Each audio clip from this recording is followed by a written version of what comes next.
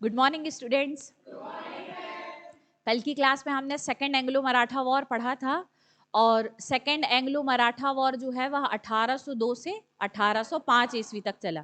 ठीक है, ये आंग्ल मराठा युद्ध जो है वो आपके अंग्रेज, और अंग्रेज में कौन, आपके British east India company versus किसके साथ हो रहे हैं, मराठा शासकों के साथ हो रहे हैं। और मराठा में कौन है, आपके मराठा राज संघ है। क्या है आपका मराठा राज संघ। तो हम देखेंगे कि ये जो मराठा राज संघ है, ये मराठा राज संघ संयुक्त रूप से ब्रिटिश ईस्ट इंडिया कंपनी का क्या कर रहा है, सामना।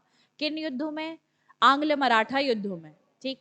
और जो ब्रिटिश ईस्ट इंडिया कंपनी है वह संपूर्ण भारत में कंपनी की सर्वोच्चता, प्रत्येक रूप में मुख्यतः और विशेषतः राजनीतिक सर्वश्रेष्ठता जो है उसे स्थापित करना चाहती है। जबकि मराठा जो है वो जब माधवराव के समय से अपनी खोई हुई सत्ता को वापस कर लिए थे, तो उनका ये सोचना था कि हम पुनः जो है वो मराठा साम्राज्य को क्या कर पाएंगे, स्थापित कर पाएंगे। तो इन्होंने बार बार जो है वो ब्रिटिश ईस्ट इंडिया कंपनी के साथ संघर्ष किया और इनकी सत्ता को स्वीकार करने से मना करते रहे। और सत्ता को स्वीकार करने से मना करेंगे तो स्वाभाविक सी बात है बार बार क्या होंगे, युद्ध होंगे। ठीक। लेकिन हमने देखा कि जो आपका सेकेंड एंग्लो मराठा वॉर था, इस युद्ध में बार बार ब्रिटिश ईस्ट इंडिया कंपनी ने यह नीति अपनाई कि वह अलग अलग मराठा राज प्रमुख से अलग अलग संधि करती है और इसके माध्यम से ब्रिटिश ईस्ट इंडिया कंपनी संपूर्ण मराठा राज संघ को अत्यधिक कमजोर बना देती है। क्यों? क्योंकि यदि संधि संयुक्त रूप से होती तो उनको संयुक्त रूप से मांगे रखने का मौका मिलता। ठीक है। और दूसरा, जब संयुक्त रूप से मांगे रखने का मौका ही नहीं मिला तो ब्रिटिशर्स ने सिंगल सिंगल सिंगल से क्या की, संधियां करी, जिससे वो ज्यादा छीन पाए मराठों से, वो क्या कर पाए, ज्यादा प्रदेश छीन पाए और प्रत्येक को उसके व्यक्तिगत स्तर पर कमजोर कर पाए। ठीक है। यानी आपके सिंधिया को अलग कमजोर करते थे, भोसले को अलग, फिर पेशवा को अलग और आपके होलकर को अलग। ठीक है। अब यहाँ पर ये हम देखते हैं कि अलग अलग संधियों से नुकसान जो है वो सबसे ज्यादा उन मराठा चीफ्स को ही होता था। ठीक है। सेकेंड एंग्लो मराठा युद्ध की जो पृष्ठभूमि में जो आपकी बसीन की संधि थी वो एक अत्यंत अपमानजनक संधि थी संपूर्ण मराठा राजसंघ के लिए और पेशवा के लिए तो थी ही। उस बसीन की संधि से बाहर निकलने के लिए इन लोगों ने सेकेंड एंग्लो मराठा वॉर किया, लेकिन आपने देखा कि इस युद्ध में भी इन लोगों को पराजय का सामना करना पड़ा और बसीन की संधि के माध्यम से इन्होंने जो क्षेत्र खोए तो उन क्षेत्रों को खोने के अलावा और अधिक क्षेत्र क्या करने पड़े, गंवाने पड़े। ठीक है। और आपने देखा कि देवगांव की संधि हुई, सुरजी अर्जन गांव की संधि हुई, राजपुर घाट की संधि हुई और फिर अलग अलग मराठा चीफ ने और अधिक क्षेत्र अपने खो दिए। ठीक है। तो इस प्रकार से आपने देखा कि जो आपका सेकेंड एंग्लो मराठा युद्ध है ये आपका युद्ध समाप्त तो हो गया, लेकिन मराठा शक्ति पूर्णतः समाप्त नहीं हुई। अभी भी उनमें जो है वो कुछ शक्ति और क्षमता बाकी ही थी। ठीक है। तो ये लोग जो है वो आपस में संघर्ष करते रहे और 1805 से 1817, क्या है आपका 1805 से 1817, इसके बीच में जो है वो थर्ड आंग्ल मराठा युद्ध हुआ। तो 5 से 17 के बीच में लगभग कितने साल हो जाएंगे आपके, 12 साल। कितने साल हो जाएंगे, 12 साल। तो क्या हुआ इन 12 साल में कि फिर से एक आंग्ल मराठा युद्ध हो गया। ठीक है। तो इन 12 साल में हुआ ये कि अंग्रेजी ईस्ट इंडिया कंपनी ने मराठों को पूर्णतः समाप्त करने के लिए पूरी प्लानिंग करी और पूर्णतः युद्ध की क्या करी, तैयारी की। लेकिन इन 12 सालों में मराठों ने क्या किया, तो इन 12 सालों में मराठों ने और अधिक अपने साम्राज्य और प्रशासनिक क्षेत्र में अव्यवस्था को बढ़ा लिया। खूब लड़े खूब लड़े खूब लड़े, यानी आपके जो मराठा हैं उन्होंने खूब ज्यादा आंतरिक संघर्ष किया। इन्होंने खुद के सशक्तिकरण के लिए, खुद के एकीकरण के लिए कोई उपाय नहीं अपनाया। ठीक है। तो जिस 12 साल में मराठे एक साथ मिलकर इस मराठा राज्य संघ को और अधिक मजबूत बना सकते थे और फिर एक साथ जो है वो ब्रिटिश ईस्ट इंडिया कंपनी के खिलाफ खड़े होकर क्या कर सकते थे, युद्ध का सामना कर सकते थे, तो मराठों ने ऐसा कोई प्रयास नहीं किया बल्कि और अपने आंतरिक संघर्ष के युद्धों में क्या हो गए, उलझ गए। ठीक है। और इसी आंतरिक संघर्ष के कारण जो मराठा साम्राज्य है वो अव्यवस्था के दौर से गुजरने लगा। जब मराठा साम्राज्य में इस प्रकार की अव्यवस्था फैली या विस्तारित हुई, तो उस दौरान जो ब्रिटिश ईस्ट इंडिया कंपनी है उसने सोचा कि अब हमको जो है वो हस्तक्षेप करने का क्या मिल गया है, मौका। ठीक है, तो हम किसी भी तरह से जो है वो मराठों को क्या करेंगे, आप पराजित करेंगे। तो ये मौका खुद पेशवा बाजीराव द्वितीय ने अंग्रेजों को दिया। ठीक है, दूसरी बात आप देखेंगे कि 1761 का जो पानीपत का तृतीय युद्ध है, उस तृतीय युद्ध के बाद मराठे जिन्हें अस्थायी सैनिकों के रूप में रखते थे वो आपके पिंडारी कहलाते थे। क्या कहलाते थे, पिंडारी। तो ये जो पिंडारी लोग हैं ये लड़ाका प्रवृत्ति के, कर्मठ, साहसी, दृढ़ निश्चयी तरीके के सैनिक होते थे और काफी बहादुर और खूंखार होते थे। प्रवृत्ति उनका जो स्वभाव था इस तरीके का था। और ये दलों में विभक्त होते थे, और दलों में विभक्त होकर ये जो इनकी सैन्य टुकड़ियां होती थी उसमें एक सैन्य टुकड़ी में 2 से 3 हजार सवार होते थे। इनकी जो मुख्य सवारी होती थी वो टट्टू होती थी, और इनके मुख्य हथियार जो होते थे वो तलवार, भाले आदि होते थे। ठीक, तो बंदूक आदि का प्रयोग ये नहीं करते थे। लेकिन इनमें होता ये था कि जब ये मराठों के साथ किसी सैन्य अभियान में जाते थे तो वहां पर बड़ी टुकड़ियों के रूप में शामिल होते थे, और जितना लूट मार का माल होता था वो लूट मार का माल खरीद, मतलब लूट करके क्या कर लेते थे, इकट्ठा कर लेते थे, और उसी के माध्यम से इनका जीविकोपार्जन चलता रहता था। लेकिन 1761 के बाद जो है वो मराठा ने कोई सैन्य अभियान नहीं किया, तो ये लोग जो है वो बेरोजगार या रोजगार विहीन हो गए और इनकी आजीविका चल नहीं रही थी। तो फिर मराठों ने इनको जो है वो मालवा का प्रदेश और नर्मदा नदी का कुछ क्षेत्र जो है इन्हें दे दिया और कहा कि आप यहाँ पर निवास कीजिए। तो यहाँ निवास तो किया इन्होंने, लेकिन ये यहाँ पर भी क्या करते रहे, लूट मार की प्रवृत्ति अपनाए रखे। और आपने देखा कि ये लूट मार की प्रवृत्ति को इतना अधिक बढ़ाया इन्होंने कि ये हैदराबाद के निजाम को भी लूट गए, उनके कई प्रदेशों को लूट गए। फिर इसके बाद इन्होंने जो है वो नर्मदा नदी के पास के क्षेत्रों को लूटा, ये कर्नाटक तक पहुंच गए। कहाँ तक, कर्नाटक। तो कर्नाटक क्षेत्र में भी ब्रिटिश ईस्ट इंडिया कंपनी के कई क्षेत्रों को लूट दिया, बरार में भी इन्होंने लूटपाट मचाई। तो बहुत विभिन्न विभिन्न क्षेत्रों पर जो पिंडारी लोग हैं ये क्या करने लगे, लूटपाट का कार्य करने लगे। तो जो ब्रिटिश ईस्ट इंडिया कंपनी का नया गवर्नर जनरल नियुक्त होकर आया, लॉर्ड हेस्टिंग्स, इसका कहना था कि या तो आप पिंडारियों को नियंत्रित कर लीजिए या हम क्या करेंगे, पिंडारियों का पूर्णतः दमन करेंगे। ठीक है, तो जो मराठा लोग हैं वो उन्हें नियंत्रित नहीं कर पाए, और फाइनली जो है वो लॉर्ड हेस्टिंग्स ने एक और अपना मुख्य उद्देश्य बनाया कि सबसे पहले मराठों की सैन्य अभियान में सहायता करने वाले इन अस्थायी सैनिकों की सेना को ही समाप्त करें और पिंडारियों का क्या करें, दमन करें। तो जो अब का लॉर्ड हेस्टिंग्स है, ये लॉर्ड हेस्टिंग्स जब भारत का गवर्नर जनरल बनकर आएगा तो इसके 3 प्रमुख उद्देश्य थे कि नेपाल वाले क्षेत्र का क्या करना है, एनेक्शर करना है। दूसरा उद्देश्य था इसका कि मराठा क्षेत्र का क्या करना है, एनेक्शर करना है। और तीसरा इसका मुख्य उद्देश्य है पिंडारियों का दमन। तो लॉर्ड हेस्टिंग्स जो है वो अपनी 3 उद्देश्यपूर्ण नीतियों के साथ भारत आया। ठीक है, और इसने अपने तीनों कार्य सफलतापूर्वक किए। किसने, आपके लॉर्ड हेस्टिंग्स ने। तो आप देखेंगे कि तीसरे आंग्ल मराठा युद्ध की पृष्ठभूमि लॉर्ड हेस्टिंग्स की उद्देश्यपूर्ण नीति के साथ क्या होती है, शुरू। ठीक है, तो अब जो है वो हम थर्ड एंग्लो मराठा वॉर के बारे में सबसे पहले किसके बारे में चर्चा करेंगे, हम लॉर्ड हेस्टिंग्स की। तो वेलेजली ने सहायक संधि प्रथा की शुरुआत तो करी, परंतु वेलेजली अपने काम को पूरा करके नहीं गया। तो अब जब लॉर्ड हेस्टिंग्स आएगा तो ये वेलेजली के द्वारा अधूरा छोड़ा गया जो कार्य है उसको पूरा करने का क्या करेगा, प्रयास। कौन करेगा, आपका लॉर्ड हेस्टिंग्स। तो आप यहाँ पर देखेंगे कि लॉर्ड हेस्टिंग्स जो है इसने वेलेजली के कार्य को क्या किया, पूर्ण किया, और संपूर्ण ब्रिटिश साम्राज्य को संगठित करने का कार्य किया। ठीक है, अब आप यहाँ देखेंगे कि परिणाम स्वरूप आपके जब यहाँ विजय होगी, कहाँ पर, आंग्ल नेपाल युद्ध में, तृतीय आंग्ल मराठा युद्ध में, सिंधिया, भोसले और होलकर के क्षेत्र में भी और उनसे और अधिक क्षेत्र ले लेगा, और उसके साथ साथ पिंडारियों का दमन। जब ये 4 उद्देश्यपूर्ण नीतियां ये क्या करेगा, लागू कर देगा, तो इसकी सर्वश्रेष्ठता जो है वो क्या होगी, सिद्ध होगी। और फिर आप देखेंगे कि इसने अंग्रेजी जो सत्ता है उसकी राजनीतिक सर्वश्रेष्ठता को क्या कर दिया, स्थापित कर दिया।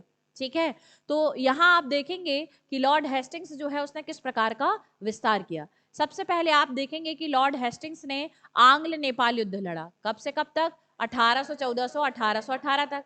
तो आप देखते हैं कि नेपाल वाले क्षेत्र में जो संघर्ष हुआ वह मुख्यतः गोरखा प्रजाति के लोगों के साथ हुआ था। ठीक है, और आप देखेंगे कि यहाँ गोरखा जो है उन्होंने मजबूर होकर और युद्ध में पराजय के पश्चात कुमायूं और गढ़वाल के प्रदेश जो है वो क्या दे दिए, कंपनी को दे दिए। तराई का जो क्षेत्र आता था, हिमालय वाला क्षेत्र, वहां उस क्षेत्र को भी क्या कर दिया, कंपनी को दे दिया। इसके अलावा कंपनी को शिमला, मसूरी, रानीखेत, नानीताल जैसे नगर भी मिल गए। ठीक है। और फिर आप देखते हैं कि यहीं पर कंपनी जो है वो हिल स्टेशन विकसित करती है और इन हिल स्टेशन पर जो है वो निवास करेंगे। कौन? आपके ब्रिटिश ईस्ट इंडिया कंपनी। क्यों? क्योंकि आंग्ल नेपाल युद्ध के माध्यम से उन्होंने उसका एनेक्शर किया था। तो यहाँ पर लॉर्ड हेस्टिंग्स का पहला उद्देश्य क्या होता है? पूर्ण। दूसरा जो है जो आज आप पढ़ेंगे वो कौन सा युद्ध है आपका? तृतीय आंग्ल मराठा। तो तृतीय आंग्ल मराठा युद्ध जो है 1817 से 1818 में होगा और जिसमें मराठा जो है वो पूर्णतः पराजित हो जाएंगे। पेशवाई जो है वो समाप्त कर दी जाएगी, पेशवा का पद समाप्त कर दिया जाएगा और इसके साथ साथ आप देखेंगे सिंधिया, भोसले और होलकर इनसे भी कई सारे क्षेत्र जो है वो अपने राज्य क्षेत्र में क्या कर लेगा? मिला लेगा। ठीक।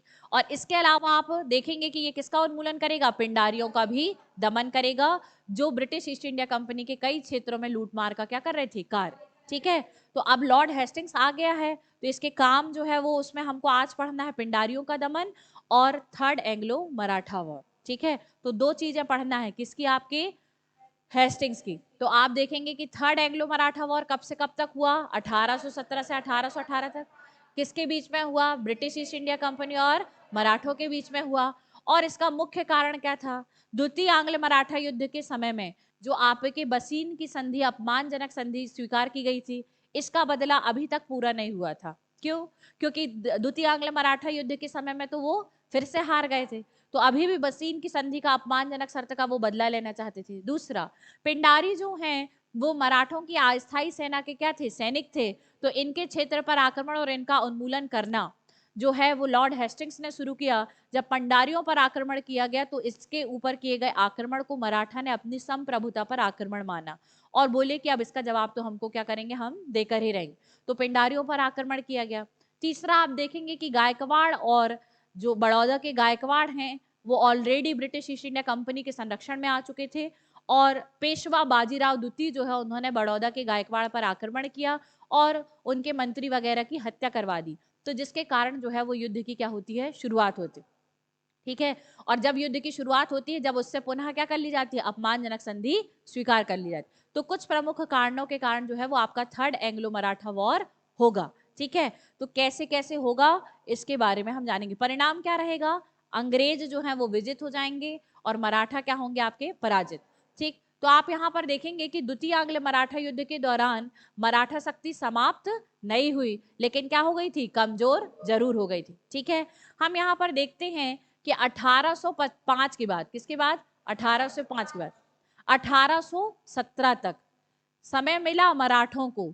तो ये वर्ष जो थे, इन समय में ब्रिटिश ईस्ट इंडिया कंपनी ने मराठों के साथ कोई संघर्ष नहीं किया है। तो इस शांति, इसे हम क्या बोल सकते हैं? शांति काल बोल सकते हैं। तो ये जो शांति का टाइम मिला, इस समय में मराठों को अपनी सत्ता को मजबूत करने में लगाना था, लेकिन मराठों ने अपना यह समय सशक्तिकरण और सत्ता को मजबूत करने में, एकजुट और एकीकृत होने में ना लगाकर क्या किया? आंतरिक संघर्ष और अव्यवस्था में ही बिता दिया। तो हम देखते हैं कि इन लोगों ने आपसी कलह और संघर्ष में ही ये समय जो था 12 वर्ष का, वो क्या कर दिया? खो दिया। लेकिन इस दौरान ब्रिटिश ईस्ट इंडिया कंपनी ने पूरी रणनीति तैयार की कि वो कैसे मराठों को पराजित करेंगे। ठीक है। लेकिन यहाँ पर इन्होंने ये तय किया। इसके बाद जो हेस्टिंग्स है, इसने पिंडारियों के विरुद्ध क्या किया? अभियान किया। और जब हेस्टिंग्स ने पिंडारियों के विरुद्ध अभियान किया तो इसके कारण मराठों के प्रभुत्व को क्या मिल गई? चुनौती मिली। और इसी कारण आपके दोनों लोग जो हैं वो पुनः क्या आ गए? आमने सामने आ गए। ठीक है। तो दोनों जब आमने सामने आएंगे तो ब्रिटिशर्स तो रहेंगे, ब्रिटिश ईस्ट इंडिया कंपनी, लेकिन उनके सामने कौन रहेगा? मराठा राजसंघ रहेगा। कौन रहेगा? आपका मराठा राजसंघ। ठीक है। चलो, तो इसके बाद आपको सबसे पहले देखना है कि जब पिंडारी पर आक्रमण कर रहे हैं तो ये पिंडारी कौन है? ठीक है। तो पिंडारी शब्द जो है वो मराठी भाषा के पिंड शब्द से लिया गया है। किससे लिया गया है? पिंड। और इस पिंड शब्द का अर्थ होता है कि एक प्रकार की आशा या खमीरा शराब। ठीक है। और इस शराब का सेवन करने वाले जो लोग थे वही क्या कहलाते थे? आपके पिंडारी कहलाते। ठीक है। अब ये पिंडारी जो है इनके बारे में जान लेते हैं। तो ये लोग जो है वो 18वीं और 19वीं शताब्दी, 18वीं शताब्दी मतलब 1701 से 1799 और 19वीं मतलब 1801 से 1899। ठीक है। तो इन दोनों टाइम में ही ये क्या करते थे? केवल अस्थायी सैनिकों के रूप में काम करते थे। मराठा राजसंघ के प्रत्येक जो राजसंघ के चीफ हैं उनको सहायता प्रदान करते थे और जो आपके वेतन है वो नहीं लेते थे। ये अवैतनिक सैनिक होते थे। ठीक है। क्लियर? कैसे सैनिक थे आपके? अवैतनिक। तो आप देखेंगे कि सबसे पहले बाजीराव प्रथम के काल में, किसके काल में? तो बाजीराव प्रथम के काल में अवैतनिक रूप से ये मराठों की ओर से लड़ते हैं और केवल किस में भाग लेते हैं, ये लूट में भाग लेते हैं, ठीक है। लेकिन आपने देखा कि 1761 का क्या होएगा, आपका पानीपत का युद्ध, और पानीपत के तृतीय युद्ध के बाद जो है ये लोग कहाँ बस जाएंगे, आपके मालवा में।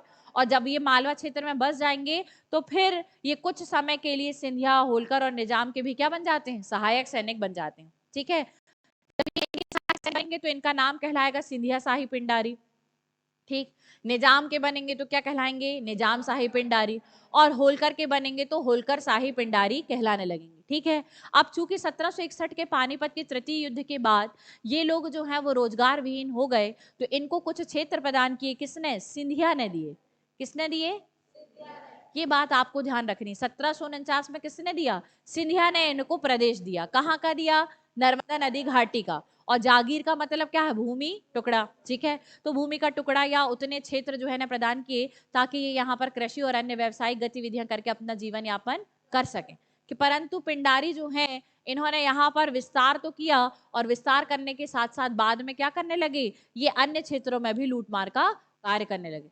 इसके बाद आप लोग और ये भी जान लीजिए कि ये जो है वो आपके मराठा राज संघ की मदद से ही, मदद जो है किनकी मदद से, पिंडारी की मदद से क्या करता था, सैन्य अभियान क्या करता था। और जो अपने साम्राज्य का संचालन और विस्तार कौन करता था, आपका मराठा राज संघ के प्रमुख करते थे। तो इनको जो अस्थायी सैनिकों की भर्ती है वो कौन कर, किसके रूप में करते थे, ये पिंडारियों के रूप। अब ये पिंडारियों की ही भर्ती क्यों करते थे, क्योंकि पिंडारी जो थे वो युद्ध प्रिय पठान सवार थे। क्या थे आपके, युद्ध प्रिय पठान सवार, ठीक है।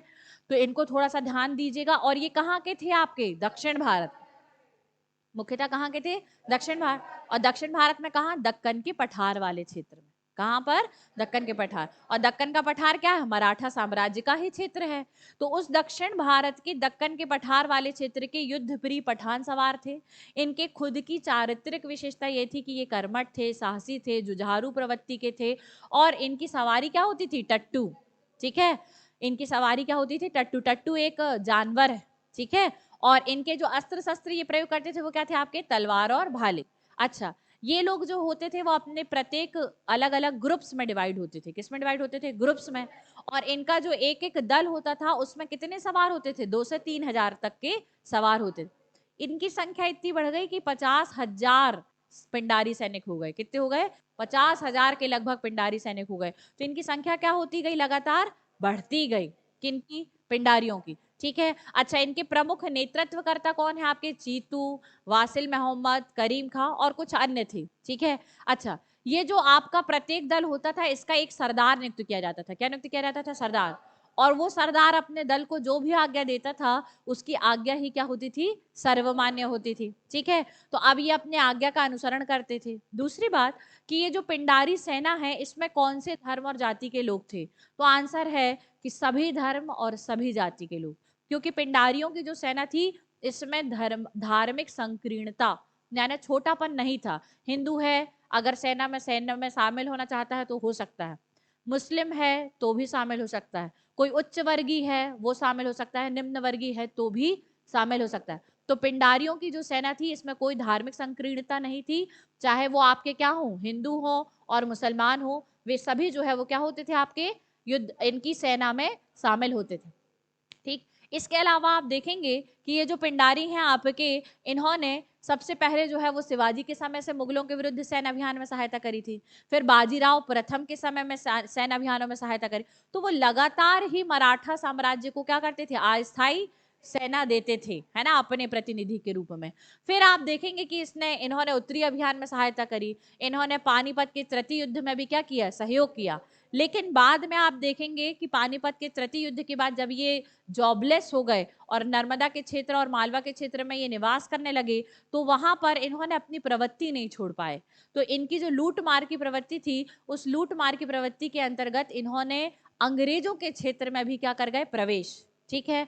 और हम देखेंगे कि निजाम जो है उसने सहायक संधि प्रथा स्वीकार कर ली थी, किसके साथ, ब्रिटिश ईस्ट इंडिया कंपनी के साथ। तो आप देखेंगे कि इन्होंने निजाम के प्रदेश को कब लूट लिया, 1815 में लूटा। उसके पहले इन्होंने 1812 में कहा गए, अंग्रेजों का ही एक क्षेत्र था क्या, मिर्जापुर और शाहबाद। तो इनके जिलों पर क्या कर दिया, आक्रमण किया और वहां पर भी क्या करी, लूटमार मचाई। 1815 में निजाम के प्रदेश को लूट लिया, और फिर 1816 में ये यहाँ का जो नॉर्दर्न सरकार्स वाला क्षेत्र था, इस नॉर्दर्न सरकार्स वाले क्षेत्र को भी क्या कर लिया, लूट लिया। ठीक, तो नॉर्दर्न सरकार में भी क्या था, आपके ब्रिटिश ईस्ट इंडिया कंपनी का ही प्रभुत्व था।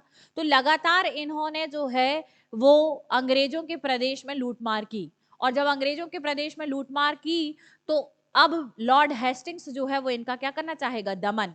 ठीक है, लॉर्ड हेस्टिंग्स जो है इसने निर्णय लिया कि अब मैं किसी भी तरीके से जो है वो आपके क्या करूंगा, पिंडारियों का दमन करूंगा। तो लॉर्ड हेस्टिंग्स सिर्फ पिंडारियों का दमन इसलिए भी करना चाहता था क्योंकि पिंडारियों के जो नेता हैं, है ना, चीतू, वासिल, ये सब, और अन्य जो सरदार हैं वो सब, ये सभी सरदार जो हैं वो सिंधिया के संरक्षण में थे। किसके संरक्षण में थे, सिंधिया के। ठीक है, तो मराठा राज संघ के संरक्षण में थे और सिंधिया उनको क्या करता था, सहायता करता था, भाई इनका संरक्षण करता था। अच्छा, ये लोग जो है वो अफगानिस्तान के लुटेरों के से भी मिले हुए थे, ये लोग जो है वो मराठा राज संघ से सहायता लेते थे, और मुख्यतः कौन सहायता करता था, सिंधिया। और सिंधिया का सरदार कौन था, आपका दौलत राव सिंधिया। ठीक है, तो अब यहाँ पर मराठी सोचेंगे कि मतलब मराठों पर आक्रमण करेंगे कौन, ब्रिटिश ईस्ट इंडिया कंपनी का लॉर्ड हेस्टिंग्स। क्यों करेगा, क्योंकि अगर वो पिंडारियों पर आक्रमण करेगा तो सिंधिया पर भी आक्रमण कहलाएगा। ठीक है, और इस तरीके से युद्ध की क्या हो जाएगी, शुरुआत हो जाएगी। तो लॉर्ड हेस्टिंग्स ने पिंडारियों के द्वारा ये जो लूटमार की जा रही थी इसको रोकने के लिए कहा, परंतु सिंधिया जो है वो पिंडारियों को रोक नहीं पाए, तो अंग्रेजी ईस्ट इंडिया कंपनी ने इन पर क्या किया, आक्रमण किया। और पिंडारियों पर जब आक्रमण किया गया तो मराठों ने इसे अपनी संप्रभुता पर आक्रमण करके आक्रमण को माना, और फिर उसके जवाब में उन्होंने भी क्या कर दिया, अंग्रेजी ईस्ट इंडिया कंपनी के खिलाफ आक्रमण कर दिया या युद्ध का आह्वान कर दिया। इसी घटना से थर्ड एंग्लो मराठा वॉर की शुरुआत होती है। किसकी शुरुआत होती है, थर्ड आंग्ल मराठा। तो ये जो आपका अभियान है किसका, लॉर्ड हेस्टिंग्स का। हेस्टिंग्स का किसके विरुद्ध अभियान है, पिंडारियों के विरुद्ध अभियान। यह तृतीय आंग्ल मराठा युद्ध का क्या बन गया, शुरुआत का कारण बना या आपके हिस्सा बना। ठीक है, अब आपको हेस्टिंग्स की पहली नीति जो पिंडारियों के दमन की नीति थी वो तो समझ में आ गई। अब दूसरी नीति हम देखते हैं कि वो मराठा साम्राज्य की अव्यवस्था का कैसे फायदा उठाते हैं। ठीक है, तो मराठा साम्राज्य जो है वो 5 कॉन्फेडरेसी से मिलकर बना है। बड़ौदा के गायकवाड़ को इन्होंने खुद के नियंत्रण में ले लिया है। अब जो अंग्रेजी ईस्ट इंडिया कंपनी है फिर मौके की तलाश में थी कि कोई हमसे क्या मांगे, सहायता। तो इस बार उनके चंगुल में पहली बार फंसेंगे नागपुर के भोसले। ठीक है, नागपुर के जो भोसले हैं उनका एक क्षेत्र क्या था, बरार भी था। कौन सा क्षेत्र था, बरार। तो बरार वाले क्षेत्र पर भी किसका आधिपत्य था, आपका भोसले का था। तो इन्होंने सबसे कमजोर पाया कि इस बार मराठा राज संघ में कौन कमजोर है, भोसले। और भोसले क्यों कमजोर है, क्योंकि भोसले में उत्तराधिकार का संघर्ष चल रहा था। किसका संघर्ष चल रहा था, उत्तराधिकार का।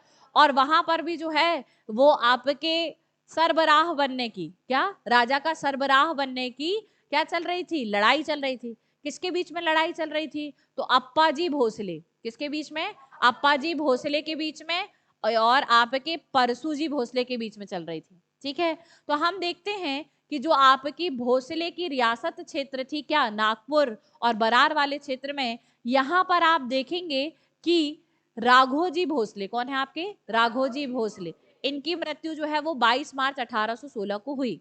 जब इनकी मृत्यु हुई तो जो आपकी राजमाता है बुकाबाई, कौन है, राजमाता बुकाबाई, और जो चचेरा भाई है कौन, आपका अप्पा साहेब, इन लोगों ने जो है वो दोनों जन चाहने लगे कि हम दोनों को में से किसी एक को क्या मिल जाए, नागपुर और बरार वाले क्षेत्र की क्या मिले, गद्दी मिले, और हम उसके क्या बने, प्रमुख बने।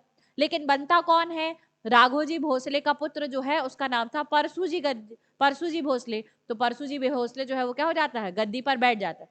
लेकिन अप्पा जी भोसले का कहना था कि हम जो है वो भी किसके पुत्र हैं, राघोजी भोसले के पुत्र हैं। ठीक है, तो फाइनली इनका संघर्ष बार बार चलता है, किसके किसके बीच में, परसूजी भोसले और अप्पाजी भोसले के बीच में। अप्पाजी भोसले ने परसूजी भोसले की क्या कर दी, हत्या कर दी, और हत्या करके क्या बन गए, ये वहां पर नागपुर और बरार क्षेत्र के क्या बन गए, प्रमुख बन गए। कौन, अप्पाजी भोसले। और जब इस प्रकार का घटनाक्रम जो है कि किसकी हत्या करना है, परसूजी की हत्या करना है, तो परसूजी की हत्या करने के लिए सहायता ब्रिटिश ईस्ट इंडिया कंपनी से ली थी, किसने, अप्पाजी भोसले ने। तो अप्पाजी भोसले ने जब ब्रिटिश ईस्ट इंडिया कंपनी से सहायता ली, सैन्य सहायता लेकर परसूजी भोसले की हत्या करवा दी, तो फिर ब्रिटिश ईस्ट इंडिया कंपनी ने कहा कि आप कोई संधि तो करेंगे हमारे साथ, ठीक है। तो पहली संधि कौन सी होती है आपके, नागपुर की संधि। कौन सी संधि होती है, नागपुर की संधि। और 17 मई 1816 को नागपुर की संधि किसने स्वीकार करी, अप्पाजी भोसले ने, आया अप्पाजी साहेब ने, है ना। इन्होंने क्या कर ली, नागपुर की संधि स्वीकार करी, किसके साथ, ब्रिटिश ईस्ट इंडिया कंपनी के साथ, ठीक है। चलिए, इसके बाद आप देखेंगे कि जो आपका हेस्टिंग्स है ये पिंडारियों का क्या करना चाहता है, दमन। तो पिंडारियों के बारे में हमने सारी चीजें जान ली है कि पिंडारी लोगों को मराठा अपनी सेना में रखते थे। ये एक तरीके के क्या थे, किराए के सैनिक थे। ये दूसरे क्षेत्र में लड़ाई करने के लिए जाते थे, सैन्य सहायता के बदले में सिर्फ उस क्षेत्र को लूटते थे। ये फीस वगैरह नहीं लेते थे और लूट का हिस्सा जो है वो बांट लेते थे। क्या इसमें मराठों की रजामंदी थी, हाँ, मराठा राज्य संघ ने पिंडारियों को इसकी अनुमति और मंजूरी दे रखी थी, ठीक है। तो हम यहाँ पर देखते हैं कि मराठों की तरफ से इन पिंडारियों को लूटपाट कार्य करने की क्या थी, पूर्ण मंजूरी थी। हमने बताया था धार्मिक संकीर्णता नहीं थी, हिंदू मुस्लिम अफगानी उच्च जाति निम्न वर्ग सभी वर्ग के लोग इसमें क्या होते थे, शामिल होते थे। लेकिन हम देखते थे कि तृतीय आंग्ल मराठा युद्ध जो है वो आपके क्या होगा, इसके समय मराठे क्या हो गए, कमजोर हो गए और पिंडारियों को क्या नहीं मिला, कार्य। जब पिंडारियों को कार्य नहीं मिला, रोजगार सृजन नहीं हुआ, तो उन्होंने क्या कर लिया हाँ, उन्होंने आसपास के क्षेत्रों को जीतने के साथ साथ अंग्रेजों के क्षेत्र पर भी आक्रमण करके उन पर भी लूटपाट कर ली। तो कहाँ कहाँ लूटे, हैदराबाद के निजाम का क्षेत्र, कर्नाटक के नवाब का क्षेत्र और मालाबार क्षेत्र। तो यहाँ पर जो है वो ब्रिटिश ईस्ट इंडिया कंपनी में क्या कर रहे थे, ये उनके क्षेत्रों पर लूटपाट। तो ब्रिटिश ईस्ट इंडिया कंपनी ने लॉर्ड हेस्टिंग्स के नेतृत्व में 1817 में पिंडारियों पर आक्रमण कर, और जब आक्रमण किया तो इस आक्रमण को किसने अपनी संप्रभुता पर आक्रमण मारा ना, मराठों ने। और मराठों ने भी पिंडारियों के लिए, यहाँ पर आप देखेंगे दो चीजें एक साथ, मराठा और आंग्ल संघर्ष भी एक साथ शुरू होगा और इसी दौरान पिंडारियों का दमन भी शुरू होगा। तो 1817 में ही पिंडारियों की दमनकारी नीति भी चलेगी और 1817 में ही तृतीय आंग्ल मराठा युद्ध की भी शुरुआत होगी, ठीक है। तो युद्ध के कारण यहां तक समझ में आ गए हैं। अब यहाँ पर आप देखेंगे कि तृतीय आंग्ल मराठा युद्ध जो है उसका मुख्य कारण है पिंडारियों पर लॉर्ड हेस्टिंग्स के नेतृत्व में किया गया आक्रमण। तो ये आंग्ल मराठा युद्ध का क्या बनेगा, पहला कारण बनेगा, ठीक है। अब यहाँ पर आप देखेंगे कि जब ये आक्रमण इन्होंने किया तो मराठा राजसंघ चाहता तो सौंप देता पिंडारियों को, लेकिन मराठा राजसंघ द्वितीय आंग्ल मराठा युद्ध के दौरान जो संधियां हुई थी, बसीन की, देवगांव की, सुरजी अर्जन गांव की और आपके राजपुर घाट की संधियां, तो इनसे उनको बहुत अपमानित महसूस हुआ। उन्होंने सोचा कि अब यही मौका है, फिर से लड़ लेते हैं, है ना। अब तुम हमारी सेना को भी क्या करना चाह रहे हो, छीनना चाह रहे हो। तो अब इन्होंने सोचा कि आपने हमसे जितनी भी क्या करवाई हैं, संधियां कराई हैं, तो इन संधियों के अनुसार जो है वो हम कुछ तो कर नहीं पा रहे हैं। एक तो आपने हमारे क्षेत्र में क्या कर दिया, एक ब्रिटिश रेजिडेंट की भी नियुक्ति कर दी है और वो पूरे टाइम हमसे क्या रखा रहता है, नजर रखे रहता है हम पर, ठीक है। तो अब यहाँ पर जो है वो प्रत्येक मराठा का जो संघ का राज प्रमुख होता था उस पर इन लोग क्या कर रहे थे, ब्रिटिश रेजिडेंट के माध्यम से निगरानी रख रहे थे। तो जो मराठा राज संघ है इसका कोई भी सदस्य किसी भी प्रकार का षड्यंत्र नहीं कर पा रहा था। परंतु हम देखेंगे कि जो आपका पेशवा बाजीराव द्वितीय है, कौन है आपका, हाँ, इसने भी सोचा कि हम भी कोई कोई मौके की क्या करें, तलाश करें कि किस प्रकार से मुझे भी क्या मिलेगा, मौका मिलेगा। तो अब ये पेशवा बाजीराव द्वितीय ने अपना एक प्लान तैयार किया और बड़ौदा के जो गायकवाड़ हैं उनसे बोला कि आप हमको जो है 1 करोड़ रुपए की राशि दीजिए, ठीक है, और आपको 4 लाख रुपए वार्षिक कर हमको क्या करना पड़ेगा, चुकाना पड़ेगा, क्योंकि आप मेरे अधिपत्य में आते हैं। तो बड़ौदा का गायकवाड़ जो था वो ब्रिटिश ईस्ट इंडिया कंपनी के संरक्षण में था, उसने पेशवा बाजीराव द्वितीय की शिकायत ब्रिटिश ईस्ट इंडिया कंपनी से कर दी। तो ब्रिटिश ईस्ट इंडिया कंपनी ने कहा ठीक है, आपका मामला आप सुलझा लीजिए।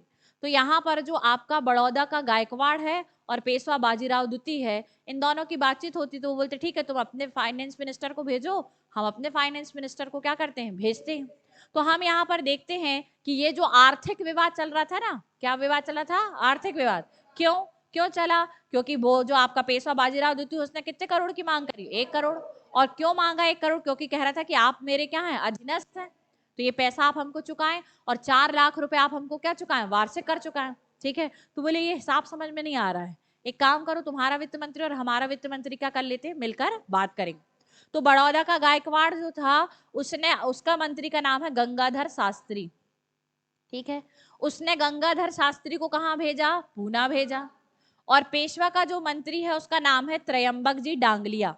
क्या नाम है? त्रयंबक जी डांगलिया। तो त्रयंबक जी डांगलिया जो हैं, जब वहां से विद्याधर शास्त्री आए तो इसने उसकी हत्या करवा दी। क्या करवा दी? हत्या। अब जब हत्या करवा दी तो जो आपका बड़ौदा का गायकवाड़ है वो बहुत अधिक क्रोधित हो गया और उसने ब्रिटिश ईस्ट इंडिया कंपनी से सहायता मांगी कि ये जो है पहले हमसे 1 करोड़ रुपए की मांग कर रहा था, और दूसरी बात कि मैं तो आपके आधिपत्य में आता हूँ, मैं इसे 1 करोड़ रुपए क्यों दूं? किसको? पेशवा बाजीराव द्वितीय को। और दूसरा, मैं इसे 4 लाख वार्षिक कर की राशि भी क्यों दूं? तो अब ब्रिटिश ईस्ट इंडिया कंपनी कहेगी कि तुम्हारा ये जो वित्त मंत्री है त्रयंबक जी डांगलिया, इसे आप हमें सौंपिए। ठीक है। तो अब यहाँ पर जो है वो आपके क्या होगा, यहाँ जो है वो ब्रिटिश ईस्ट इंडिया कंपनी जो है वो क्या करने लगी? दबाव बनाने लगी। किसके ऊपर? पेशवा के ऊपर, कि आप जो है वो किसको सौंपे? त्रयंबक जी डांगलिया को ब्रिटिश ईस्ट इंडिया कंपनी को क्या करें? सौंपे। अब हुआ ये कि हर मराठा राज संघ के यहाँ एक ब्रिटिश रेजिडेंट बैठा रहता था, वो पूरे टाइम निगरानी करता था। तो पेशवा बाजीराव द्वितीय किसी अन्य मराठा राज संघ से सहायता नहीं ले पाया और बेचारा मददहीन था और अकेला था। तो फाइनली उसने मजबूर होकर क्या कर दिया? त्रयंबक जी डांगलिया को ना चाहते हुए भी ब्रिटिश ईस्ट इंडिया कंपनी को क्या किया? सौंपा। ठीक। अब ब्रिटिश ईस्ट इंडिया कंपनी जो है वो ये सोच रही थी कि ये कुछ ना कुछ तो षड्यंत्र क्या कर रहा है? रचा रहा है। कौन? आपका पेशवा बाजीराव द्वितीय। तो उसने कहा कि अभी तो आपके हमारे उसके वित्त मंत्री को आपने हत्या करवा दी, बड़ौदा के गायकवाड़। एक काम करो, मुझे ऐसा लगता है कि आप कोई ना कोई षड्यंत्र तो रच रहे हैं हमारी कंपनी के खिलाफ, तो हम जो है वो आपसे एक संधि भी करना चाहते हैं। किससे? पेशवा से। तो पेशवा बाजीराव के साथ ब्रिटिश ईस्ट इंडिया कंपनी जो है उसने एक संधि करी जिसका नाम है पूना की संधि। किसकी संधि? पूना की संधि। और पूना की संधि जो है वो एक प्रोटेक्शनिज्म के थ्रू की गई है ना। मतलब उन्होंने कहा कि षड्यंत्र क्या कर रहे हो इसको, ये तो हमें नहीं पता, लेकिन अगर तुमने उस षड्यंत्र को एग्जीक्यूट किया तो हम फिर पूना की संधि के अंतर्गत जो चीज तय करेंगे वो सब तुमको हमको क्या करना पड़ेगा? सौंपना पड़ेगा। तो ये युद्ध से पूर्व संधि हुई है। किससे संधि हुई है? युद्ध से पूर्व। मतलब अभी बाजीराव द्वितीय ने ब्रिटिश ईस्ट इंडिया कंपनी के खिलाफ कहाँ कुछ किया, लेकिन उसके पहले ही क्या कर लिया? पूना की संधि साइन करवा ली कि अगर तुमने कोई षड्यंत्र किया तो हम ये सब ले लेंगे। कौन ने? British east India company. ठीक है। तो पूना की संधि जो है वो जून 1817 में हुई। यह संधि पेशवा बाजीराव द्वितीय और ब्रिटिश ईस्ट इंडिया कंपनी के बीच हुई। अब इसकी संधि देखिए। इस संधि में कहा गया कि पेशवा जो है वो उनके अधिकांश क्षेत्रों पर क्या करेंगे? ब्रिटिश ईस्ट इंडिया कंपनी क्या करेगी? अपना आधिपत्य स्थापित करेगी यदि पेशवा कोई षड्यंत्र करेगा तो। अब बात आई पूना का। पेशवा पूछता है कि कौन कौन से क्षेत्र देना पड़ेगा, तो बोले कि अभी अगर तुम हमारे ऊपर कोई षड्यंत्र नहीं कर रहे हो तो एक काम करो कि कुछ दुर्ग जो है हमारे पास रखा दो जमानत के रूप में। अगर तुमने षड्यंत्र और युद्ध नहीं किया तो तुम्हें वापस दे दिए जाएंगे, और अगर तुमने किया तो ये हमारे कब्जे में होंगे। ठीक है। तो कौन कौन से दुर्ग जो है वो जमानत के रूप में ब्रिटिश ईस्ट इंडिया कंपनी रखवा ली? रायगढ़ का दुर्ग, जो क्या था? पूना के पेशवा की राजधानी वाला दुर्ग था। दूसरा सिंहगढ़ का दुर्ग और पुरंदर का दुर्ग। ये तीनों दुर्ग जो है वो आपके क्या करवा लिए? ब्रिटिश ईस्ट इंडिया कंपनी ने जमानत के तौर पर रखवा लिए। ठीक। और बोला कि अब तुम जो है वो गायकवाड़ के मंत्री की हत्या करे थे और तुमको नहीं पता कि गायकवाड़ हमारे आधिपत्य में आता है, हैं? तुम्हें किसने बताया कि गायकवाड़ जो है वो तुम्हारे आधिपत्य में आता है? ठीक। गायकवाड़ तुमको आज के बाद कोई करवर नहीं देगा, और जो 1 करोड़ रुपए और 4 लाख वार्षिक की मांग तुम खत्म करो, तुम्हें वो कोई कर नहीं देगा आज के बाद। तो यहाँ पर जो ब्रिटिश ईस्ट इंडिया कंपनी है उसने गायकवाड़ को पुनः संरक्षित कर लिया। किसके खिलाफ? पेशवा बाजीराव द्वितीय के खिलाफ। और पेशवा बाजीराव द्वितीय से और मराठा राज संघ से पुनः गायकवाड़ को क्या कर दिया? अलग कर दिया। किसने? British east India company. ठीक। तो क्यों? क्योंकि यहां पर तो वो गायकवाड़ का क्या कर रहे हैं? पक्ष ले रहे हैं, और बोले कि तुम्हें जो 4 लाख रुपए वार्षिक तुम मांग कर रहे हो, इस मांग को तुम्हें क्या करना पड़ेगा? छोड़ना पड़ेगा यदि तुमने हमारे ऊपर आक्रमण किया तो। ठीक। दूसरी बात कि अब आप जो है वो किसी अन्य भारतीय शासक के साथ फिर संधि नहीं कर पाएंगे और ना ही आप कोई मैत्री संबंध स्थापित करेंगे। यदि आपने आक्रमण किया तो आपको अहमदनगर का दुर्ग देना पड़ेगा, बुंदेलखंड और मालवा के क्षेत्र और शेष भारत का जो भी अधिकार आपके अधिपत्य में है वो सब भी आपको छोड़ना पड़ेगा। ठीक। फिर इसके बाद और कहा कि कर्नल स्मिथ जो है उसने क्या किया? पूना का घेरा डाला और दुर्ग पर क्या कर लिया? अपना अधिकार कर लिया। ठीक है। किसने? आपके कर्नल स्मिथ ने। और बोले अब आप संरक्षण में ही रहेंगे। तो अब यहाँ पर 13 जून 1817, कब 13 जून 1817 को पेशवा ने भी क्या करा, हथियार डाल दिया और कौन सी संधि पर हस्ताक्षर किया, पूना की संधि पर हस्ताक्षर किया। जैसे ही पूना की संधि पर हस्ताक्षर हुआ, ये सब कुछ जो है वो किनके हाथ पे जाएगा, ब्रिटिश ईस्ट इंडिया कंपनी के हाथ पर जाएगा। तो अब जो यहाँ पर जो है वो मराठा संघ क्या हो गया, एक तरीके से समाप्त। क्यों, क्योंकि बाकी जो राज प्रमुख हैं मराठा राज संघ के, उनसे अनुमति नहीं ली किसने, पेशवा ने, और क्या करी, मजबूर होकर पूना की संधि कर ली। ठीक है, तो यहां से मराठा राज संघ क्या हो गया, समाप्त हो गया। और पेशवा जो है वो अंग्रेज रेजिडेंट के माध्यम से ही किसी अन्य से अब क्या कर सकता था, संबंध रख सकता था। ठीक है, और इसके अलावा पिंडारियों पर आक्रमण और दमन भी जो है वो क्या हुए, तृतीय आंग्ल मराठा युद्ध के प्रमुख कारण बने। ठीक है, अब सोचो कि पहले तो बसीन की संधि करवाए थे पूना से, उसके बाद इनने क्या करवा लिया, पूना की संधि करा लिया। अब पूना की संधि भी कैसी है, काफी अपमानजनक। क्या है आपके, बहुत ज्यादा अपमानजनक है भाई। ये सारे दुर्ग भी छोड़ना पड़ रहा है, ये क्षेत्र भी छोड़ना पड़ रहा है, शेष भारत के अधिकार भी किसको देना पड़ेगा, कंपनी को। ठीक है, तो इसके कारण जो पूना की संधि जो थी वो क्या थी आपकी, अपमानजनक थी। इस पूना की संधि को करने के बाद पेशवा बाजीराव द्वितीय ने सोचा कि नहीं, अब मैं किसी भी तरीके से जो है वो ब्रिटिश ईस्ट इंडिया कंपनी से क्या करूंगा, बदला लूंगा। तो ये संधि कब हो रही है, 1817 में हो रही है। तो अब इसने जो है वो मराठा, देखो बड़ौदा के गायकवाड़ अलग हैं, तो बच्चे कितने हैं, 3। कौन कौन, नागपुर के भोसले, ग्वालियर के सिंधिया और इंदौर के होलकर। इनके साथ क्या करी, सहायता मांगी, इनसे क्या मांगी, सहायता मांगी। अब इन लोगों से सहायता मांगी तो ये लोग जो है वो बाजीराव द्वितीय को सहायता करने के लिए क्या हो गए, तैयार हो गए। और इन्होंने कहा कि ठीक है, हम आपको क्या देंगे, सहायता करेंगे। अब ये जो पूना का पेशवा बाजीराव द्वितीय है, ये गुप्त रूप से रहकर जो है वो युद्ध की क्या करने लगा, तैयारियां करने लगा। और अपना संपूर्ण जो आपका राज खजाना था, उस राज खजाने से एक बहुत बड़ी सेना इसने खड़ी की। और अपने साथ साथ इन तीनों को भी क्या करा, खूब सारा धन खजाने से निकाल कर पहुंचाया कि आप लोग भी क्या करिए, आप लोग भी जो है वो सेना का सशक्तिकरण कीजिए, खूब जबरदस्त सेना आपको खड़ी करना है। अब हम 4 जो हैं वो मिलकर क्या करेंगे, ब्रिटिश ईस्ट इंडिया कंपनी के खिलाफ युद्ध करेंगे। ठीक है, लेकिन इस बार जो है वो मराठे सिर्फ इस मूड में नहीं थे कि केवल मराठा राज संघ जो है वो ब्रिटिश ईस्ट इंडिया कंपनी के खिलाफ लड़े, बल्कि मराठों ने सोचा कि अब हमको उन उन लोगों से क्या करनी चाहिए, सहायता लेनी चाहिए, जहां जहां जो है वो आपके शक्तिशाली शासक हैं और वो सभी भी ब्रिटिश ईस्ट इंडिया कंपनी के क्या है, विरुद्ध हैं। तो इन्होंने सोचा कि हम पंजाब के महाराजा रणजीत सिंह को भी क्या कर लेते हैं, अपने पक्ष में मिला लेते हैं, तो उनकी भी एक बहुत बड़ी आर्मी जो है वो हमारी आर्मी के साथ हो जाएगी।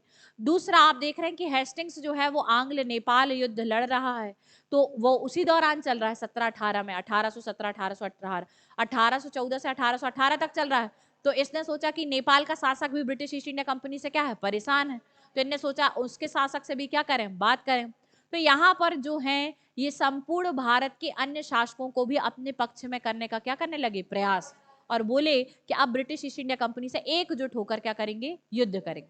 ठीक है, अच्छा, सेना खड़ी कर ली, सहायता दे दी, किनको, खजाने से, भोसले को, ग्वालियर के सिंधिया को और इंदौर के होलकर को। ठीक है, अब यहाँ पर ये हुआ कि जब ये सहायता मांग रहे थे सिख शासक किससे, रणजीत सिंह से, और आपके नेपाल के शासक को, तो ये इन्होंने क्या किया था, संदेश पत्र भेजा था। तो संदेश पत्र जब ये भेज भेज कर सहायता मांग रहे थे, तो इनका एक संदेश पत्र जो है वो ब्रिटिश अधिकारी से ने पकड़ लिया। और वो संदेश पत्र किसने भिजवाया था, सिंधिया ने। अब चूंकि सिंधिया ने भेजा था, तो अब उसका संदेश पत्र पकड़ा गया और उसने कहा कि ब्रिटिश ईस्ट इंडिया कंपनी के खिलाफ आप फिर से क्या कर रहे हैं, षड्यंत्र। तो अब यहाँ पर जो है वो ब्रिटिश ईस्ट इंडिया कंपनी ने जो है वो सिंधिया के साथ क्या करी है, ग्वालियर की संधि करी। कब करी, नवंबर 1817 में।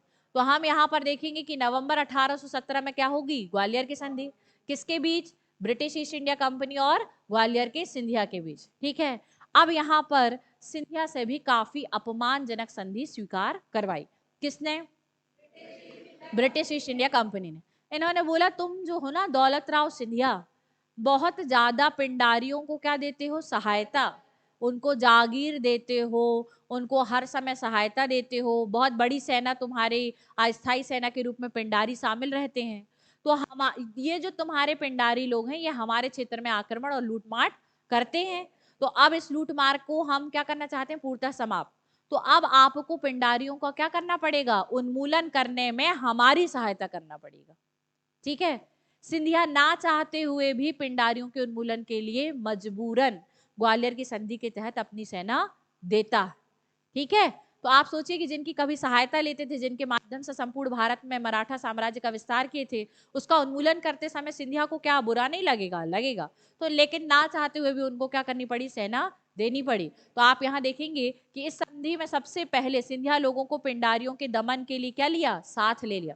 और इसमें सिंधिया को 5000 सैनिक किसके विरुद्ध देने पड़े, पिंडारियों के विरुद्ध अभियान के लिए देने पड़े। ठीक है, किसको, ब्रिटिश ईस्ट इंडिया कंपनी। दूसरा इन्होंने बोला कि अब जो है वो आप निरपेक्ष रहेंगे, क्या रहेंगे, निरपेक्ष। ठीक है, अब आप अपनी कोई सैन्य क्षमता में विस्तार नहीं करेंगे, क्योंकि आप लोग को पता है कि पेशवा बाजीराव द्वितीय ने क्या करवाया था, पैसा भिजवाया था, और क्या कहा था कि बढ़िया सेना बना लो, अपन क्या करने वाले हैं, युद्ध करने वाले हैं, किसके खिलाफ, ब्रिटिश ईस्ट इंडिया कंपनी के खिलाफ। तो अब यहाँ पर जो है इनको बोला कि अब जो ये जो सैन्य क्षमता, कहाँ से आया था पैसा, ठीक है, तो पैसे की पोल तो इनने नहीं खोली, परंतु बोले अब सैन्य क्षमता में विस्तार नहीं करना। क्यों बढ़ा रहे हो सेना, है ना, हमारे खिलाफ युद्ध लड़ोगे, हमसे लड़ोगे, तो अब कोई सैन्य क्षमता में विस्तार नहीं करना, इसको भी रोक दिया। फिर बोले वो पिंडारियों को जो तुमने भूमि दी थी मालवा वाले क्षेत्र में, नर्मदा वाले क्षेत्र में, वो सब उनसे वापस लो, और जो नर्मदा और मालवा क्षेत्र में उन जागीरों के वास्तविक मालिक थे उनको वापस करो। क्यों दी तुमने पिंडारियों को वो भूमि, अब तुम पिंडारियों को वहां से भगाओ। जब पिंडारियों के खिलाफ तुम खुद जाओगे तो तुम पिंडारियों से बुरे बनोगे, हम थोड़ी ना। ठीक है, तो ब्रिटिश ईस्ट इंडिया कंपनी ने पिंडारियों के खिलाफ किसको भड़का दिया, हाँ, पिंडारियों के खिलाफ सिंधियों को क्या कर लिया, यूज किया है भाई, एज अ टूल क्या किया, यूज किया, कि भाई सिंधिया जो है वो खुद क्या कर रहे हैं, पिंडारियों के विरोधी बन गए बेचारे। ठीक है, लेकिन वो किस संधि के शर्त के तहत बन रहे हैं, ग्वालियर के संधि। तो अब यहाँ पर आप देखना कि वो बोले कि तुम जो भूमि है उसको क्या करें, आप वापस लें, और जो वहां के वास्तविक स्वामी थे उनको लुटा दीजिए, और पिंडारी को तो हम देखेंगे। कौन देखेगा, ब्रिटिश ईस्ट इंडिया कंपनी देखेगी, बस आप सेना दे दो 5000 की। ठीक है, किससे लिए, सिंधिया से। फिर इसके बाद इन्होंने बोला कि अब जो है वो आप किसी की भी सहायता नहीं करेंगे। ठीक, तो अब देखिए जो तृतीय आंग्ल मराठा युद्ध शुरू हुआ था, इस पे से मराठा राज संघ में 5 प्लेयर्स हैं, 2 प्लेयर्स आउट हो गए। कौन, बड़ौदा के गायकवाड़ सबसे पहले, और दूसरा कौन आउट हो गए, ग्वालियर के सिंधिया। अब बचे कितने, 3, नागपुर के भोसले, इंदौर के होलकर, और पेशवा पूना के। ठीक है, ये 3 ही बचे हैं। ठीक, अब यहाँ पर बात आई कि पेशवा बाजीराव द्वितीय सोचे कि अब जो है वो मेरा एक साथी और चला गया, क्योंकि अब ग्वालियर के जो सिंधिया हैं उनके साथ ग्वालियर की संधि कर ली ब्रिटिश ईस्ट इंडिया कंपनी ने, इसको न्यूट्रल रहना पड़ेगा, ये सेना नहीं बढ़ा सकता और ये युद्ध में सहायता भी नहीं कर सकता। तो इसने सोचा कि इससे पहले कि ब्रिटिश ईस्ट इंडिया कंपनी मेरे मतलब मेरे और कोई सहायक को अपने पक्ष में ले, उसके पहले मुझे क्या कर देना चाहिए, युद्ध कर देना चाहिए। तो उसने नागपुर के भोसले से बात करी, बोली तुम भी उड़ाओ ब्रिटिश रेजिडेंट का मुख्यालय और हम भी उड़ाएंगे। ठीक है, तो यहाँ पर जो आपका कौन है, पेशवा बाजीराव द्वितीय, इसने क्या किया, इसने जो है वो आपके ब्रिटिश रेजिडेंट का जो मुख्यालय था उसके कार्यालय पर आग लगवा दी, और नागपुर के भोसले ने भी क्या कर दी, ब्रिटिश रेजिडेंट के मुख्यालय में आग लगवा दी। क्यों, क्योंकि वही ब्रिटिश रेजिडेंट तो इनके संपूर्ण कार्यों की क्या करता था, निगरानी रखता था। ठीक है, वही तो सबसे बड़ा क्या था, जासूस। तो इन्होंने सबसे पहला वहां पर क्या किया, आक्रमण किया, किसने, बाजीराव द्वितीय ने और नागपुर के भोसले ने। ठीक, अच्छा, दूसरी बात कि अब यहाँ पर जो है वो इसने क्या करवाई, आग लगवाई, यानी शुरुआत किसने करी, फिर से बाजीराव द्वितीय ने करी। और बाजीराव द्वितीय जो है इसने क्या करी, शुरुआत करी कब, नवंबर 1817 में। ठीक है, फिर यहाँ पर आप देखते हैं कि नागपुर के कौन थे, अप्पाजी भोसले। तो अप्पाजी भोसले में नागपुर में स्थित जो ब्रिटिश रेजिडेंटी थी उस पर भी उन्होंने क्या करवा दिया, आग लगवा दिया। ठीक है, अब वहां से आग लगवाए और फिर भाग गए, कौन, आपके बाजीराव द्वितीय। बाजीराव द्वितीय पूना से भाग गए, कहां से भाग गए, पूना से। अब जब बाजीराव द्वितीय जब पूना से भागे तो British east India company Poona पर अधिकार करने के लिए बहुत बड़ी संख्या में अपनी सेना को निमंत्रण दी कि अपन को अब पूना में क्या करना है, फाइनली अधिकार करना है। तो जब सेना आ रही थी कहां से, दक्षिण भारत वाले क्षेत्रों से, कहां पर, पूना, तो वो सेना जो है आराम करने के लिए रुकी। क्या करने के लिए रुकी? आराम करने के लिए रुकी। तो सेना आराम करने के लिए जब रुकती तो अपने कैंप लगाती है। तो उस सेना ने अपना कैंप जो है वो कहां पर लगाया था? आपके खिड़की नामक स्थान पर। कहां पर? खिड़की नामक। तो खिड़की या खिड़की नामक स्थान पर उन्होंने जो है वो अपना कैंप लगाया था। इस वाले स्थान पर जो है वो ब्रिटिश कैंप पर बाजीराव द्वितीय ने क्या कर दिया? आक्रमण कर दिया। ठीक है। और इसी दौरान जहां पर खिड़की का युद्ध चल रहा है, उधर जो नागपुर के अप्पाजी भोसले उन्होंने सीताबुल्दी नामक स्थान पर भी क्या कर दिया? युद्ध। तो अब ब्रिटिश ईस्ट इंडिया कंपनी दो जगह युद्ध लड़ेगी, सीताबुल्दी नामक स्थान पर नागपुर के भोसले के साथ और खिड़की नामक स्थान पर पेशवा बाजीराव द्वितीय के साथ। ठीक है। तो आप यहां पर देखेंगे कि सीताबुल्दी नामक स्थान पर नागपुर के भोसलों के साथ युद्ध चल रहा है और खिड़की का युद्ध किसके साथ चल रहा है? पेशवा बाजीराव द्वितीय के साथ। तो नवंबर 1817 में इनके साथ क्या हुआ? युद्ध हुआ। किसके किसके बीच में? बाजीराव द्वितीय और ब्रिटिश ईस्ट इंडिया कंपनी। कौन पराजित हुआ? पेशवा। और पेशवा फिर भाग गया। और पेशवा फिर भागकर कहां चला गया? दक्षिण भारत की तरफ चल गया।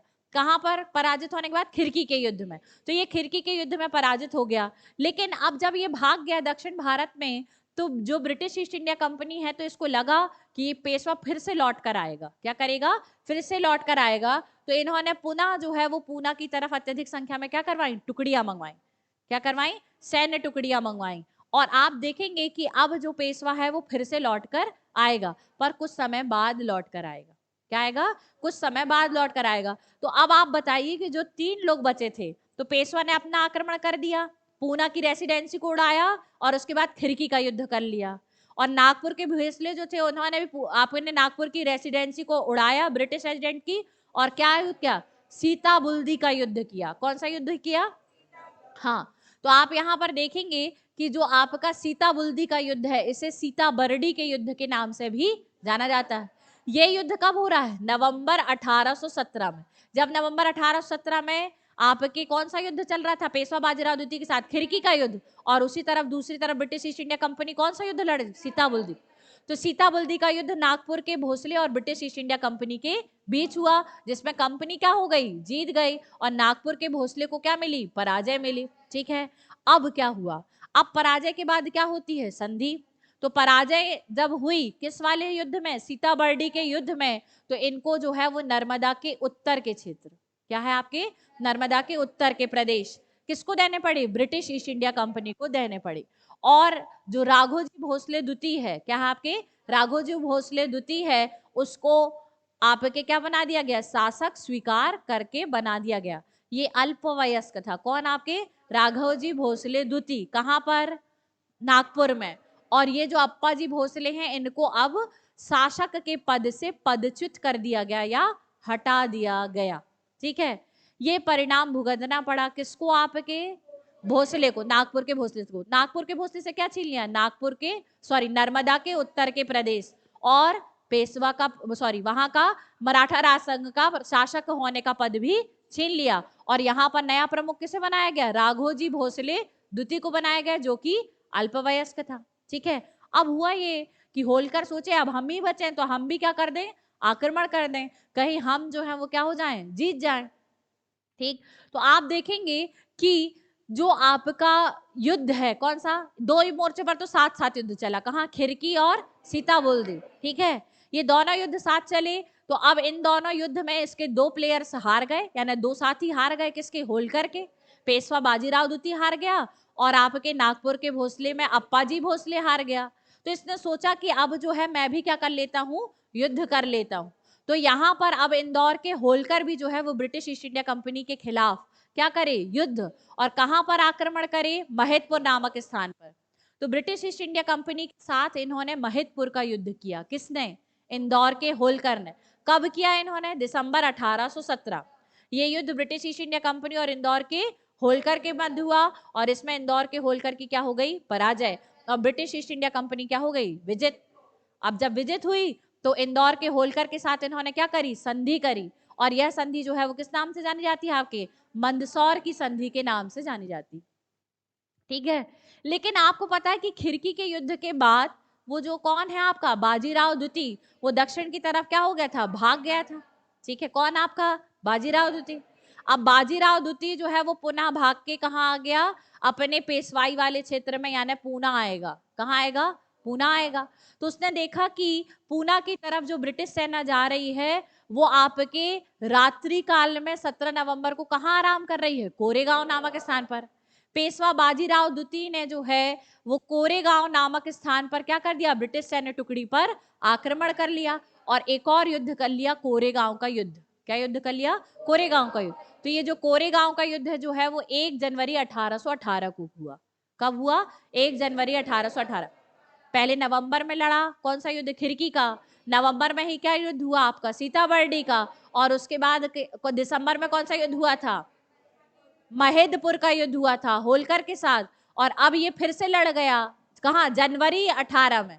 जनवरी 1818 में कौन लड़ने लगा, पेशवा बाजीराव द्वितीय। कौन सा युद्ध, कोरेगांव। ठीक, तो कोरेगांव का युद्ध जो है वो ब्रिटिश ईस्ट इंडिया कंपनी और किसके बीच में हुआ, पेशवा बाजीराव द्वितीय के बीच में। ठीक है, अब बाजीराव द्वितीय जो है वो पुनः क्या हो गया, पराजित, और फिर यहां से भी भाग गया। ठीक है, और यहां से भागने के बाद कहां गया, अष्टी नामक स्थान पर। कहां गया, अष्टी। और अष्टी नामक स्थान पर फिर ब्रिटिश ईस्ट इंडिया कंपनी के खिलाफ क्या किया, युद्ध किया, और अष्टी नामक स्थान पर भी क्या कर लिया, ये पराजित हो गया। ठीक है, अब यहां पर आप देखेंगे कि ब्रिटिश ईस्ट इंडिया कंपनी जो है वो आपके यहाँ पर बाजीराव द्वितीय को पकड़ने की पूरी तैयारी पर है। ठीक है, और आप देखेंगे कि लगातार बाजीराव द्वितीय की पराजय के कारण अब सेना कही कि तुम तो बस हारते ही हो। तो अब हम में कोई मोटिवेशन ऐसा नहीं रह गया कि हम तुम्हें जितवाएं, और हमें नहीं लग रहा है कि तुम अब कहीं जीत पाओगे। तो सेना ने क्या कर दिया, बाजीराव द्वितीय की जो सेना उसने गठित की थी उस सेना ने साथ छोड़ दिया। ठीक है, और अब कहे कि हम कोई युद्ध वुद्ध नहीं करेंगे, है ना। तो यहाँ पर आप देखेंगे बाजीराव द्वितीय की सेना ने क्या कर दिया, साथ छोड़ दिया, और यहीं पर ब्रिटिश ईस्ट इंडिया कंपनी ने उसको पकड़ने की पूरी क्या कर ली थी, तैयारी। तो हम देखेंगे कि ये जो बाजीराव द्वितीय है इसने फाइनली, इसको ढूंढा खोजा गया बहुत ज्यादा, क्योंकि उनको पता था कि ये कहीं ना कहीं फिर से क्या करेगा, तैयारी करके आक्रमण करेगा।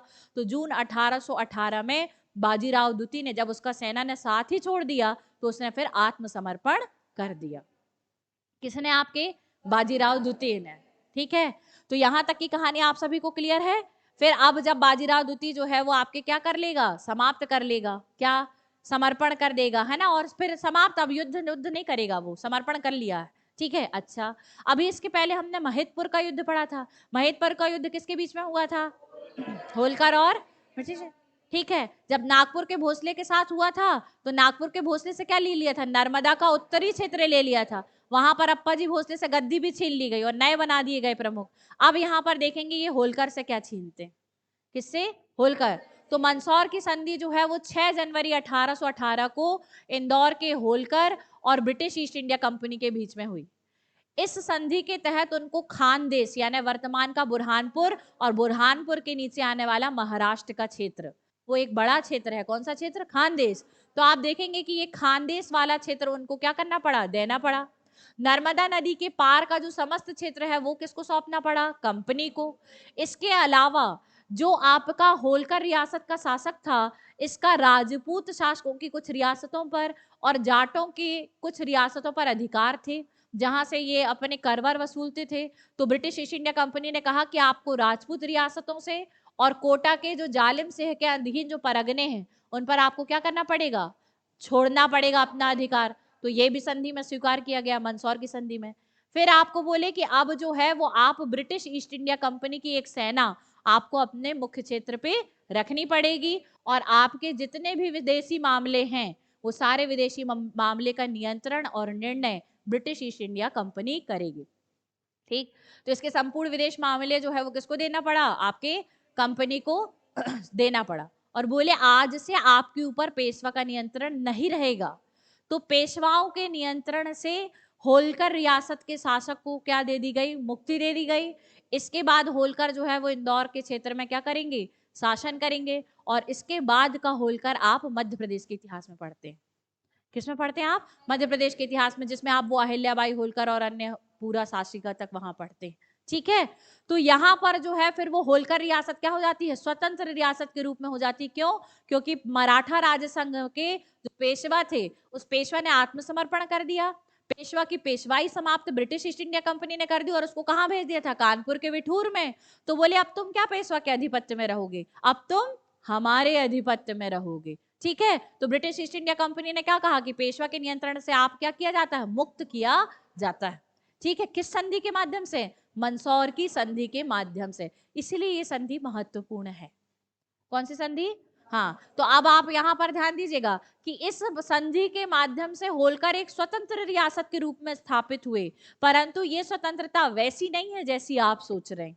क्यों, क्योंकि इस स्वतंत्रता के अंतर्गत एक ब्रिटिश रेजिडेंट परमानेंट वहां रहता है, इनके विदेशी मामले कंपनी नियंत्रित करती है, तो ये कुछ मामलों में स्वतंत्र है परंतु संपूर्ण मामलों में ये स्वतंत्र नहीं है, और महत्वपूर्ण मामलों में तो ब्रिटिश ईस्ट इंडिया कंपनी ने इन्हें अपंग बनाया ही है। किस संधि के माध्यम से, मंदसौर की संधि के माध्यम से। ठीक है, पेशवा से मुक्त हो जाना बस किसी चीज का सॉल्यूशन नहीं था यहाँ पर। ठीक है, पर फिर भी ध्यान रखिएगा कि पेशवाई से तो मुक्त हो ही गए। ठीक, चलिए फिर इसके बाद आप देखेंगे कि कोरेगांव का युद्ध जो हुआ था और अष्टी का युद्ध जो हुआ था, उसके बाद पेशवा जो है कौन, बाजीराव द्वितीय, उसने क्या कर दिया था, आत्मसमर्पण किया, और उसके आत्मसमर्पण जून 1818 में करने के बाद जो तृतीय आंग्ल मराठा युद्ध है वो क्या हो गया, समाप्त। और उसके समाप्त होने के बाद आप देखेंगे कि जितने भी क्षेत्र ब्रिटिश ईस्ट इंडिया कंपनी ने युद्ध के दौरान जीते, चाहे वो नर्मदा का उत्तरी भाग हो, चाहे वो अन्य क्षेत्र जो जो आपके संधि के तहत इन्होंने लिए हैं, तो वो सारे क्षेत्र पर ब्रिटिश जो बॉम्बे प्रेसिडेंसी थी, कौन सी प्रेसिडेंसी, हाँ, तो इस बॉम्बे प्रेसिडेंसी के पूरे नियंत्रण में चले गए। अब कुछ वापसी आपसी नहीं हुआ, संपूर्ण क्षेत्र जो 3 आंग्ल मराठा युद्ध के दौरान थे उन सभी क्षेत्रों पर बॉम्बे प्रेसिडेंसी ने अपना नियंत्रण स्थापित किया। और इसके साथ ही साथ पेशवा जो बाजीराव द्वितीय को थे उनको पूना से निकाल कर कहां भेज दिया गया, कानपुर के बिठूर भेज दिया गया। ठीक है, और कितने लाख रुपए वार्षिक की पेंशन देने लगे, 18 लाख रुपए वार्षिक पेंशन इनको दी जाती थी। किनको, पेशवा बाजीराव द्वितीय को। ठीक है, अब बाजीराव द्वितीय जो है वो आपके रहे। अच्छा, बाजीराव द्वितीय का पूना क्षेत्र भी तो बाकी है ना, तो बाजीराव द्वितीय का पूना क्षेत्र जो है वो ब्रिटिश ईस्ट इंडिया कंपनी ने बॉम्बे प्रेसिडेंसी में ही विलय कर लिया, यानी अपने ही क्षेत्र में क्या कर दिया, विलय। अब यहाँ पर आप देखेंगे कि जो मराठा राज्य में कौन कौन आते थे, सिंधिया, होलकर, भोसले, गायकवाड़, इनकी जो राजनीतिक और सैन्य शक्ति थी उसको कटौती कर दी। भाई सेना तो अब रख ही नहीं सकते, ये इनको जो सेना रखना है वो किसकी रखना है, ब्रिटिशर्स की। और बोले कि अगर आपको कोई भी सेना रखना है तो वो हमारे अंग्रेजी नियंत्रण में होगी। किस में होगी, अंग्रेजी नियंत्रण। ठीक है, तो इस प्रकार से संपूर्ण मराठा शक्ति का इन्होंने क्या कर दिया, अंत। किस युद्ध के माध्यम से, थर्ड एंग्लो मराठा युद्ध के माध्यम से।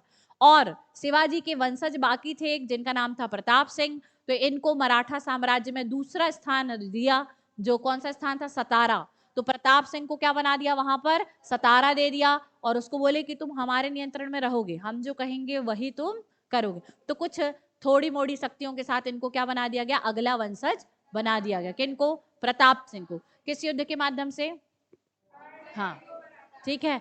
अब एक बात बताओ, नागपुर के भोसले से संधि करी थी ना, किस युद्ध के बाद, सीताबर्डी के युद्ध के बाद। और क्या ले लिए थे, नर्मदा के उत्तरी क्षेत्र ले लिए थे, है ना। होलकर के साथ संधि करी थी महिदपुर के युद्ध के बाद, कौन सी संधि, मंदसौर की संधि, और उनसे तो बहुत सारे क्षेत्र लिए थे। अच्छा, पूना के पेशवा बाजीराव द्वितीय से थर्ड एंग्लो मराठा वॉर में कौन सी संधि हुई थी, पूना की संधि।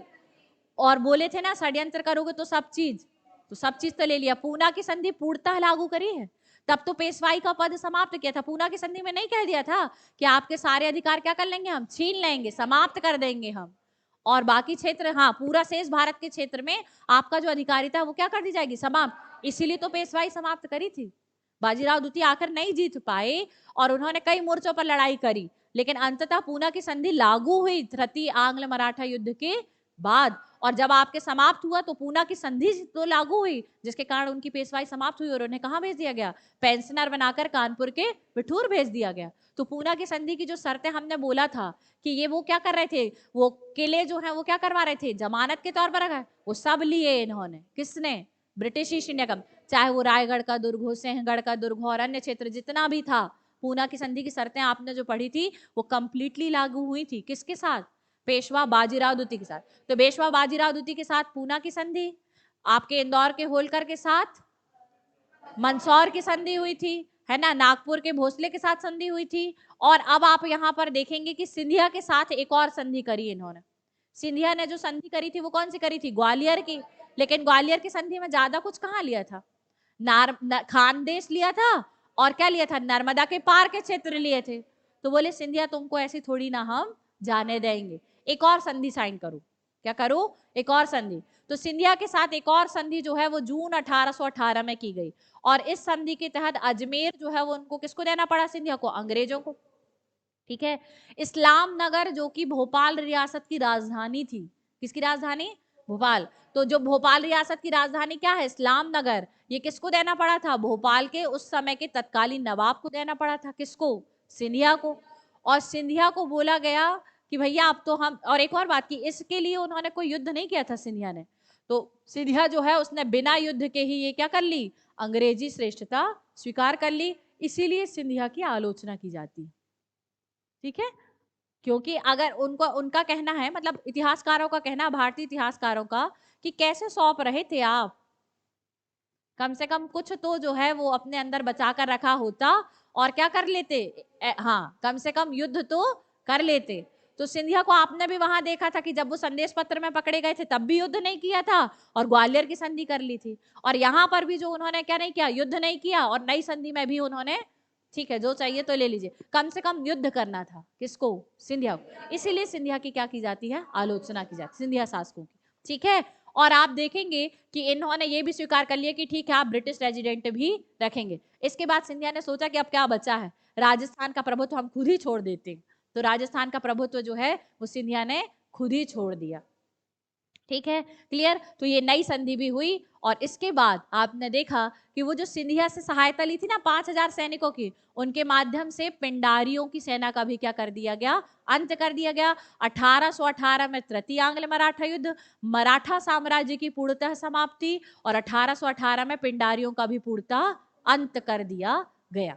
ठीक है, तो इस प्रकार से आपका क्या समाप्त हुआ, थर्ड एंग्लो मराठा वॉर समाप्त हुआ, और इस प्रकार से मराठा साम्राज्य और शक्ति का पतन और अंत हो गया। ठीक है, तो मराठा साम्राज्य के पतन के कारण क्या थे, इस पर आप लोग जो है वो कुछ लिख कर लाइएगा।